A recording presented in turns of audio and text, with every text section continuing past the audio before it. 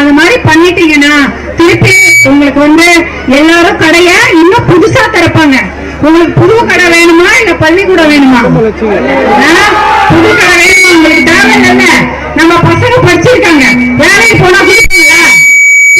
வேலைக்கு போறாங்க. அப்ப அவங்களுக்கு என்ன இருக்கும்? வேலைக்கு பண்ணணும், நல்லா சம்பாதிக்கணும், குடும்பத்தை நல்லா காப்பாற்றணும்னு ஆசை இல்ல. வேற வழியில போய் சும்மா உட்காந்து வேலை குடிச்சிட்டு வர்றாங்க.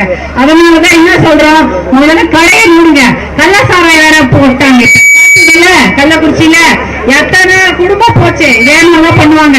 அவங்களுக்கு மனசாட்சியே கிடையாது. என்னன்னா சாராயத்தை ஊத்தி ஊத்தி ஊத்தி நம்ம பிள்ளைங்களை பழகிட்டாங்க. ஒரு தலைமுறையை ஒழிச்சு கட்டிட்டாங்க. நம்ம கண்ணதுக்கு நம்ம பிள்ளைங்களா படித்து பிறந்ததுங்களா இல்லையா? யார் வீட்டுல குடி இல்லாம இருக்குதா? எல்லார் வீட்லயும் குடி இருக்குது. குடி இருக்குது, அது சமயம் குடிசை இருக்குது.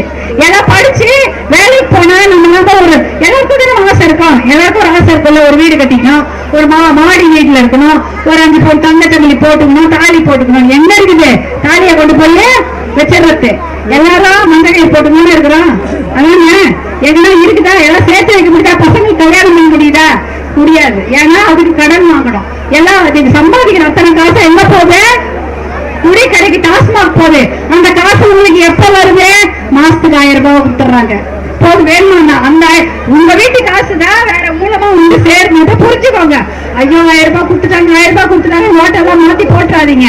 அது உங்களை அடித்து பிடிங்கிய காசு, வேற எதுவுமே கிடையாது. உங்களை அடிச்சு உங்க காசு, அது கஷ்டப்பட்டு நீங்க சம்பாதிச்ச காசு, அது திருப்பி கடைக்கு போகுது. கடைக்கு போன காசு திருப்பி வருது. இதை ஞாபகம் வச்சுங்க. எல்லார்கிட்டயும் போய் சொல்லுங்க. எல்லார்கிட்ட போய் சொல்றீங்களா? ஏன்னா நீங்க சொன்னீங்கன்னா தெரியும். அப்புறம் காசை கொடுத்து ஏமாத்திட்டாங்கன்னு பயந்து போய் ஓட்ட பிரிச்சு போட்டீங்க, முடிஞ்சது கதை. ஓட்ட பிரிச்சு போடுவீங்களா குடும்பத்துல? சரி 4 ஓட்டு அவங்களுக்கு போட்டுக்கலாம், இன்னொரு ஓட்டு காசு வேற வாங்கியாச்சு, என்ன பண்றதுன்னு தெரியல அப்படின்னு போட்டீங்க, முடிஞ்சிருச்சு, அவ்வளவுதான். அதுக்கப்புறம் உங்களை காசை கொடுத்து ஏமாத்துறேன்னு சொல்லிட்டு உங்களுக்கு பசங்களுக்கு படிப்பும் கொடுக்க மாட்டாங்க, உங்க பிள்ளைங்களுக்கு வேலையும் கொடுக்க மாட்டாங்க. டாஸ்மாக கொண்டு ஊத்தி ஊத்தி நம்ம கண்ணதுக்கு நம்ம பிள்ளைங்களை ரொம்ப கொடுமைப்படுத்துவாங்க, சாவடிப்பாங்கன்னு சொல்றதுக்கு மனசு வர மாட்டேங்குது. ஏன்னா நம்ம குழந்தைங்களாச்சே, நம்ம வாயால நம்ம சொல்லக்கூடாதுன்னு சொல்லிட்டு அதுதான் பண்ணுவாங்க. நம்ம கண்ணதுக்கு நம்ம பிள்ளைகளை உதைப்பாங்க. எது?